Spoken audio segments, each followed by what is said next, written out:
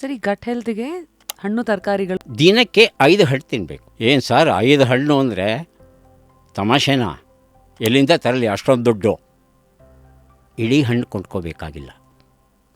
ಒಂದು ಸೇಬನ್ನು ಕೊಂಡ್ಕೊಂಡ್ರೆ 4 ಹೋಳು ಮಾಡಿ, ಒಂದೊಂದು ಹೋಳು ಅಪ್ಪ ಅಮ್ಮ 2 ಮಕ್ಕಳು ತಿಂದರೆ ಸಾಕು. ಪ್ರತಿಯೊಬ್ಬರೂ ಒಂದೊಂದು ಸೇಬು ತಿನ್ನಬೇಕು ಅನ್ನೋ ನಿಯಮ ಇಲ್ಲ. ವಿದೇಶಿ ಹಣ್ಣುಗಳನ್ನು ಬಿಟ್ಬಿಡಿ ದಯವಿಟ್ಟು. ವಿದೇಶಿ ಹಣ್ಣುಗಳಲ್ಲಿ ಅಂತಹ ಪೋಷಕಾಂಶಗಳೇನಿಲ್ಲ.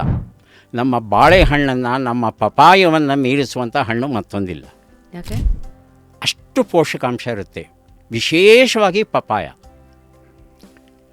ಅಂದರೆ ಬೊಜ್ಜಿರೋರು, ಡಯಾಬಿಟಿಸ್ ಇರೋರಿಂದ ಹಿಡಿದು ಪುಟ್ಟ ಮಕ್ಕಳವರೆಗೆ ಎಲ್ಲ ವಯಸ್ಸಿನವರೆಗೂ ಯಾವುದೇ ತೊಂದರೆ ಕೊಡದೇ ಇರೋ ಹಾಗೆ ಉತ್ತಮ ಪೋಷಕಾಂಶ ಕೊಡೋದು ಪಪಾಯ.